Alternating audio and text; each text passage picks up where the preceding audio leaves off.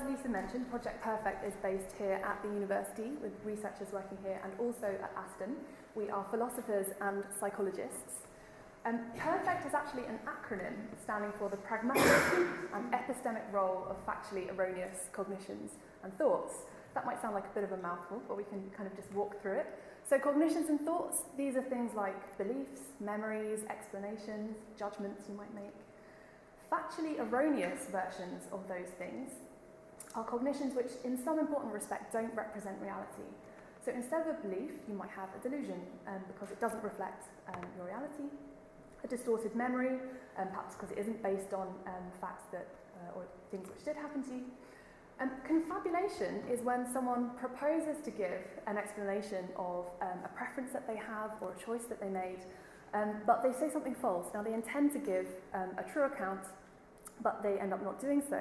They don't intend to deceive, yeah, that's confabulation. And cognitive bias, which is something that some of you might have come across, pops up in the media now and again, is where you intend to make, again, a judgment based on the evidence, but something within your situation might lead you to make to form that judgment in a way that doesn't properly reflect the evidence. Okay, so we call these imperfect cognitions, and if you're interested in hearing more about them, we do have a blog, imperfectcognitions.com, where we publish sort of 500-word articles looking at the latest research into this sort of stuff. So these sorts of imperfect cognitions are often listed as symptoms of mental distress and mental illness, and they do occur in those cases. Thinking of delusions, you might think of, for instance, schizophrenia and other forms of psychosis. Thinking of distorted memories might make you think of Alzheimer's and other forms of dementia. But it's also the case that these kinds of imperfect cognitions arise in the non-clinical population. So these are people with no diagnosed mental illnesses. And in fact, they occur prevalently.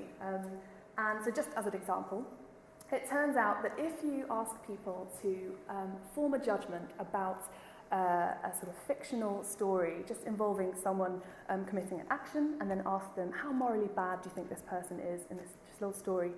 If they're asked to come to that judgment whilst they're sitting next to a smelly bin, they will tend to judge that person more harshly. So we might think a smelly bin is a good reason to do a lot of things. It might be a good reason to ask your flatmate to take out the smelly bin if they're on the bin rotor. But it seems like a bad reason to come to a decision about someone that you're just reading about on a piece of paper, entirely unrelated to the circumstance that you're in. So that's just an example of how imperfect cognitions can arise just in the non-clinical population.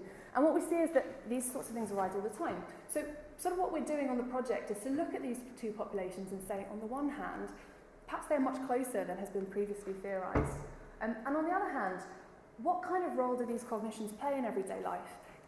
It might be the case that we do have a less accurate picture of reality in the instance that these cognitions are kind of playing a role. But it might well be that later on down the line they do enable us to perhaps hold on to our sense of agency and our sense of coherence. And that might actually be beneficial for us. So that's kind of what we're doing on our project. So what does all of this have to do with perceptions of climate change? Well, it turns out that imperfect cognitions arise here as well. And this isn't the whole part of the story, but I'll just give you a little bit of an insight into where we might come across them in this debate. So, it turns out that if you're going to make judgments about whether or not you think human-caused climate change is happening, then the only thing that ought to influence that judgment is climate evidence, right? So atmospheric data. But it turns out that that's not the case. So we see that all sorts of things influence whether or not people believe in anthropogenic climate change. And it turns out that political stance is one of those things. So here's a graph taken from the second paper reference there. Now, the y-axis indicates how likely people are from a certain group to believe in the reality of climate change. And the three groups we've got represented here are people who identify as politically liberal in the grey bar. In the middle, people who haven't really made up their minds. And at the end, it's people who are politically conservative. So we can see there's a statistical relationship between how likely you are to believe in climate change and your political beliefs. And that ought not to be the case if people were only coming to form their beliefs on the basis of the available evidence. So there's a sense in which we can sort of understand what's going on here. So it might be the case if you are politically conservative, when you start thinking about whether climate change is happening. People who are politically conservative tend to favour free market economics, and free market economics tends to favour, or at least does well, from the global oil trade. So if you are then given evidence that something that you believe in and value is causing harm, that's a difficult belief to take on, and you might have sort of cognitive dissonance. So I'm not saying it's the right way to reason, but by factoring in how our sort of beliefs cohere and other things we care about, you can sort of see why this sort of narrative might arise. Now, it turns out that even with increased education and increased science comprehension, that doesn't actually get rid of this effect. And we even see that this effect actually arises for scientists as well, non-climate scientists. But it turns out that about 10% of scientists not working on climate issues are unsure and don't believe in the reality of human-caused climate change. And we see in that group a prevalence of people who are politically conservative.